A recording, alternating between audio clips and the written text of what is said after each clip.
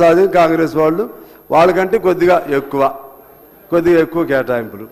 దీన్ని రీచ్ అవ్వడం కోసం అనేసరికి అసలు ప్రాబ్లం అక్కడ వస్తుంది. రీచ్ అవ్వాలంటే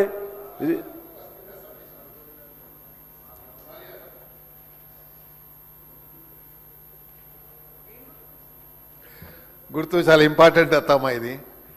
సార్ సార్ मैं माफी चाहता हूँ. నేను మాట్లాడేటప్పుడే చెప్దాం అనుకున్నాను సార్. ఇక్కడ శాసనసభ్యులకు వర్కింగ్ లంచ్ పెడుతున్నారు మీరు. ఇక్కడ ఉండే స్టాఫ్కి కానీ బయట ఉండే స్టాఫ్ కానీ గన్మెన్లు కానీ ఇప్పుడు వచ్చేప్పుడు చూస్తే బయట నుంచి క్యారేజీలు పట్టుకొని వచ్చి తింటున్నారు. వాళ్ళకు కూడా ప్రొవైడ్ చేయండి సార్. భోజనం లేక చాలామంది స్టాఫ్ మెంబర్సు మన గన్మెన్లు వాళ్ళు వీళ్ళు ఎత్తుకుంటున్నారు భోజనం ఎక్కడ తినాలని. సో హౌస్ నడిచేటప్పుడైనా కనీసం వర్కింగ్ లంచ్ ఉన్నప్పుడు వాళ్ళకు భోజనం పెట్టేయండి సార్. స్టాఫ్కి పోలీసు మొత్తం అందరు కూడా సార్. చాలా ఇబ్బంది కనిపించింది ఇక్కడ చూస్తే. పొద్దున్న ఆటోలో తీసుకొని క్యారేజ్ పట్టుకొని వచ్చి అంటే మరి ఇంత పెద్ద హౌస్ నడిచేటప్పుడు వర్కింగ్ లంచ్లో భోజనం లేకపోతే ఎట్లా సార్? ఎమ్మెల్యేలు మనం లోపల తింటున్నాము, మరి అక్కడ స్టాఫ్ మెంబర్స్ అందరూ ఎక్కడ తినాలో అర్థమవుతలేదు. అంత ఇది లేదు. వాళ్ళకు కూడా దయచేసి స్టాఫ్ మెంబర్స్కి అందరికీ పోలీస్ కానీ ఇర్రెస్పెక్టివ్ ఆఫ్ ఎనీ డిపార్ట్మెంట్ వాళ్ళకు కూడా భోజనం వెళ్ళే మినిస్టర్ గారు దయచేసి రేపటి నుంచి అన్న వర్కింగ్ లంచ్ ఉంటే పెట్టండి దయచేసి. సారీ సార్, నన్ను పెట్టమంటే పెడతా. మా అత్తమ్మ పర్మిషన్ ఇవ్వమని.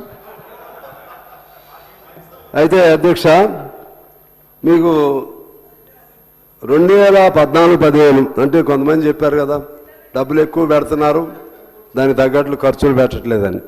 ప్రతి బడ్జెట్లోనూ అధ్యక్ష 14-15లో 39,386 కోట్లు ఖర్చు కాలేదు.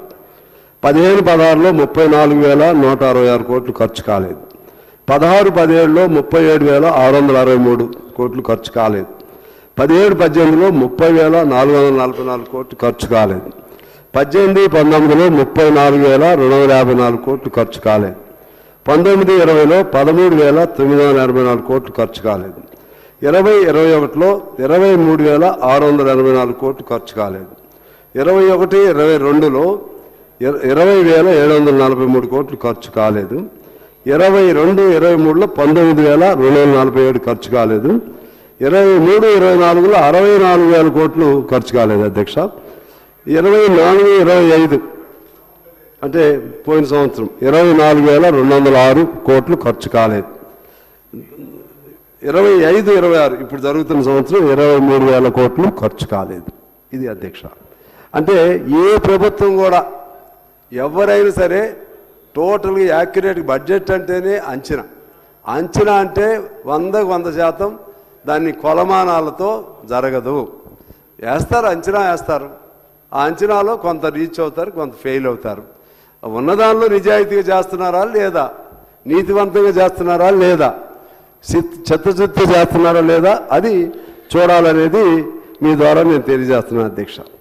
ముఖ్యంగా మనకు వచ్చేసరికి మనం ఎందుకు మన తెలంగాణ రాష్ట్రం ధనిక రాష్ట్రం అంటాం, ఎందుకు వెనకబడుతున్నాం, మన డబ్బులు ఎట్టిపోతున్నాయి. ఇందా చాలా వాదనలు జరిగినాయి. జిఎస్టీ అనేది వచ్చిన తర్వాత కేంద్రానికి అదొక వజ్రాయుధంలాగా దొరికింది అధ్యక్ష. ఆ జిఎస్టీ ద్వారా మొత్తం పెత్తనం అంతా కూడా వాళ్ళ చేతుల్లో తీసుకున్నారు. ఆయా రాష్ట్రాలకి వాళ్ళపైన పరాధీనం ఉండే విధంగా ఆధారపడే విధంగా చేస్తున్నారు. ఇప్పుడు పేరు చెప్పకూడదు కానీ మన ఏపీ గవర్నమెంట్ ఉంది, మనం చూసాం. అంతకుముందు ఎలా ఉండేది పరిస్థితి, బీజేపీతో పొత్తు పెట్టుకున్నాక ఎలా ఉంది. తెలంగాణలో ఇంతకుముందు టీఆర్ఎస్ ఉన్నప్పుడు కూడా ఒక్క ప్రాజెక్ట్ అయినా మనకి ఇచ్చారా అధ్యక్ష? కాళేశ్వరం కానీ ఇంకోటి కానీ అనేక బకాయిలు ఉన్నాయి. తెలంగాణ ఉన్నప్పుడు విభజన చట్టంలో మనకు రావాల్సిన బకాయిలు అనేక ఉన్నాయి. ఒక్క రూపాయలు ఇచ్చారా? లెక్కలు తీస్తే దాదాపు 50-60 కోట్లు రావాలి అప్పుడే, తెలంగాణ అంటే టీఆర్ఎస్ ఉన్నప్పుడే.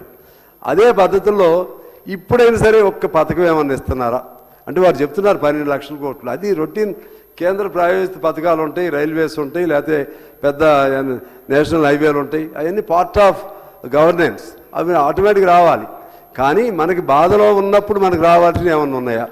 వాళ్ళ లెక్క ప్రకారంగా అధ్యక్ష మన ట్యాక్స్ డెవల్యూషన్ ఒకటి ఉంటుంది.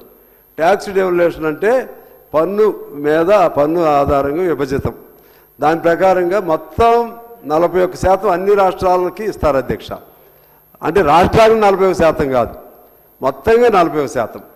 ఆ 41%లో మనకెంత వస్తుంది అనేది వచ్చినప్పుడు మనకి అంటే ఇప్పుడు కొద్దిగా పెరిగింది ఈసారి కొద్దిగా ఎలా మొత్తం అంటే 40% 15,26,255 కోట్లు వస్తాయి మొత్తం దేశం మీద. దానిలో తీస్తే మనకి ఇప్పుడు ఎంత ఇచ్చారంటే 2.17 కొద్దిగా పెరిగింది. దానివల్ల మనకి ఎంత వస్తుంది అంటే 33,180 కోట్లు అధ్యక్ష. కానీ ఉత్తరప్రదేశ్కి 17.62, బీహార్కు 9.95. నేను కొద్దిగా చెప్తున్నాను. అంటే దానికి ఏం చెప్తారంటే జనాభా అంటారు, వెనకబడతానం అంటారు. మరి మనం ఏమంటున్నాం, పెర్ఫార్మెన్స్ బేస్గా మనకి ఇవ్వాలని అంటున్నాం. మన వాళ్ళు దెబ్బలాడారు, కొద్దిగా పెంచారు. కానీ ఈ డబ్బులు ఏ మూలం సరిపోతాయి? తర్వాత కొన్ని మొత్తం లెక్కలు ఉన్నాయి. అసలు డబ్బులు రావట్లేదని కాదు, మన నుంచి పోయేదంతా. మన నుంచి కేంద్రానికి దాదాపు మన నుంచి జిఎస్టీ పేరుతో కానీ ఇంకో పేరుతో కానీ 2 లక్షల కోట్ల పైన పోతున్నాయి అధ్యక్ష. వారి నుంచి మనకు వచ్చేది అన్నీ కలిపిన 70-80 వేల కోట్లు.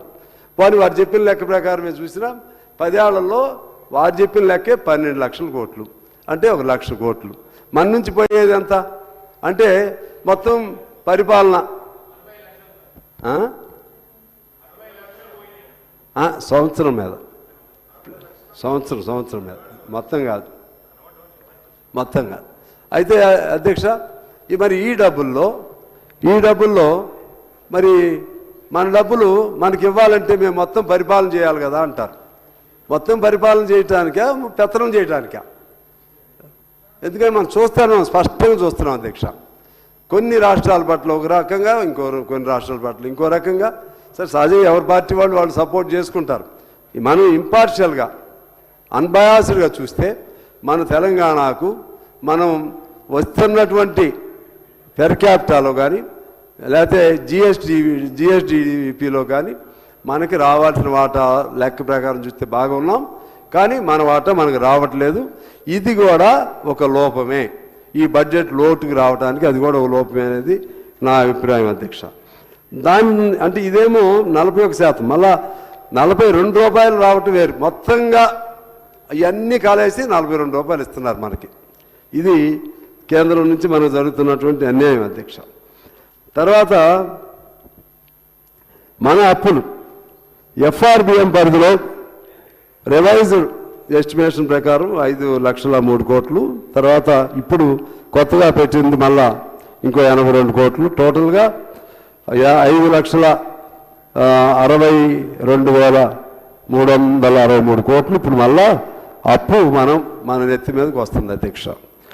ఆఫ్ బడ్జెట్ అంటే గవర్నమెంట్ గ్యారంటీస్ ఒకటి, స్పెషల్ పర్పస్ వెహికల్స్ అని ఏర్పాటు చేసి దాని ద్వారా తెచ్చుకునేవి, మూడోది కార్పొరేషన్. ఈ మూడింటి ద్వారా చేసే అప్పులు 3,01 కోటి పైన ఉంటుంది అధ్యక్ష. మొత్తం అప్పులు చూస్తే 8,68,198 కోట్లు మళ్ళీ ఇప్పుడు అద్దె వచ్చేసినాయి. ఎవరు చేశారా, ఎందుకు చేశారు, ఆ లోపలికి వెళ్ళట్లేదు నేను. మొత్తం మీద అప్పులు ఉన్నాయి.